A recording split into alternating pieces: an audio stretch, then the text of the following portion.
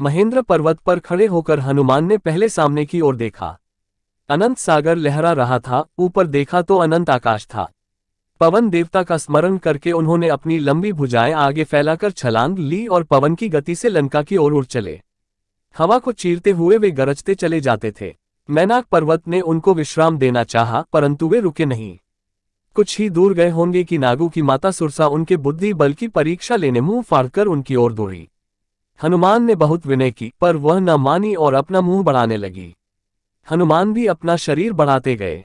जब उसका मुंह बहुत चौड़ा हो गया, तब हनुमान अपना शरीर छोटा करके उसके मुंह में घुसकर तुरंत निकल आए और बोले, माता, अब तो मैं तुम्हारे मुंह में घुसकर बाहर आ गया हूं।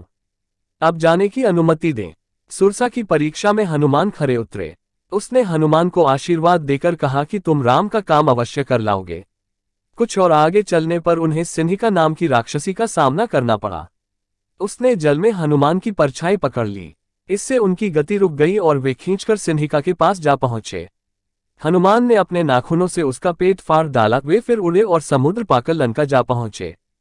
छोटा रूप बनाकर हनुमान एक पर्वत की चोटी पर चढ़ गए। वहां से सारी लंका दिखाई देती थी। उन्होंने देखा कि लंका के चारों ओर बड़ा मजबूत परकोटा है। परकोटे के चारों ओर खाई है और तरह तरह के हथियार लिए सैनिक पहरा दे रहे हैं। उन्होंने ये भी देखा कि दुर्ग पर सैकड़ों शताब्दियां रखी हैं। सोने की लंका जगमगा रही है। नगर की शोभा और सुरक्षा देखकर हनुमान चकित हो गए। उन्होंने रात के अंधेरे में लंका में प्रवेश करना ठीक समझा। विडाल का सा छोटा रूप बनाकर हनुमान लुकते छिपते लंका में घुस गए। उन्होंने देखा कि लंका में एक से एक उत्तम भवन है। चांदनी रात में वे एक अटरी से दूसरी अटारी पर आसानी से कूदने लगे। सीता उनको कहीं दिखाई नहीं दी। तब वे रावण के महल में घुस गए। उन्होंने देखा कि रावण एक सजे हुए पलंग पर सो रहा है। आसपास अनेक सुंदरियां सो रही हैं। इधर उधर मदिरा की प्यालियां पड़ी हैं। हनुमान ने बड़ी सावधानी से रावण का अंतपुर छान डाला, परंतु सीता उनको कहीं न मिली। मंदोदरी को देखकर उनको सीता का भ्रम भी हुआ, परंतु उन्होंने शीघ्र ही समझ लिया कि रावण के महल में सीता इस प्रकार निश्चित होकर नहीं सो सकती। उन्होंने एक एक गली, एक एक घर देख लिया, पर सीता कहीं न मिली। रावण के पुष्पक विमान को देखकर उन्हें बड़ा आश्चर्य हुआ। वह बड़ा अद्भुत था। उसके पंखों में मणियां जड़ी हुई थीं।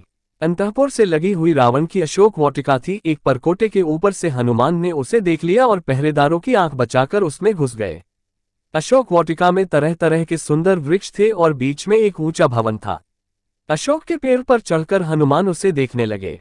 उन्हें तरह तरह की मुंह वाली अनेक राक्षसियां दिखाई दी। फिर उन्होंने देखा कि उनके बीच में एक उदास स्त्री बैठी आंसू बहा रही है। उनको लगा कि हो ना हो यही सीता जी हैं।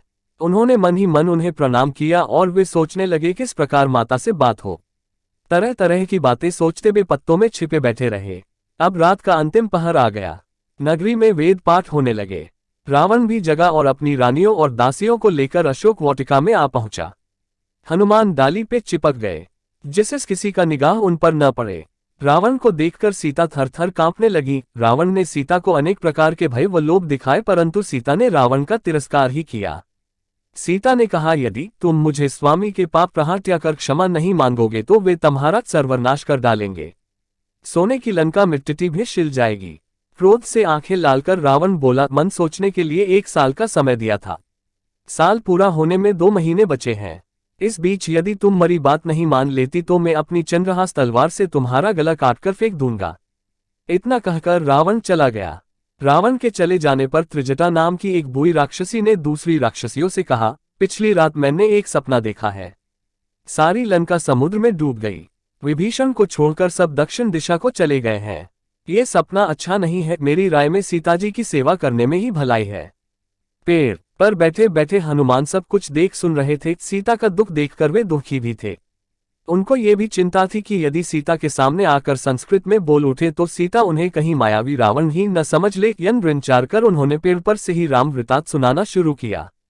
उन्होंने राजा दशरथ का वैभव, राम जन्म, राम विवाह, राम वनवास, हाँ सीताहरण, सुग्रीव मैत्री आदि का सब वृतांत संक्षेप में कह सुनाया। सीताजी आत्महत्या के विचार से उसी पेड़ के नीचे आ गई थी जिस पर हनुमान बैठे थे। उन्होंने ऊपर की ओर देखा।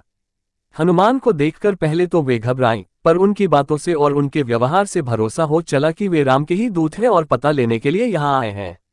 अब हनुमान ने देखा कि सीता के मन में बार बार संदेह उठ रहे हैं, तो उन्होंने पर्वत पर फेंके हुए आभूषणों की चर्चा की और अंत में राम की दी हुई मुद्रिका दी।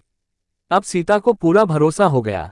हनुमान ने सीता का दुख सुना और राम का विरह सुनाया, फिर उनको ढाढ़स बंधाते हुए कहा, समाचार पाते ही श्रीराम सेना लेकर आएंगे और रावण का वध करके आपको ले जाएंगे। सीता जी ने अपना चूड़ामणि उतारकर हनुमान को दिया और कहा, जब तुम इसे स्वामी को दिखाओगे तो वे समझ जाएंगे कि तुम मुझसे मिल चुके हो। वीरवर लक्ष्मण से मेरा शुभाशीर्वाद कहना, अब लौट जाओ, तुम्हारी यात्रा मंगलमय हो।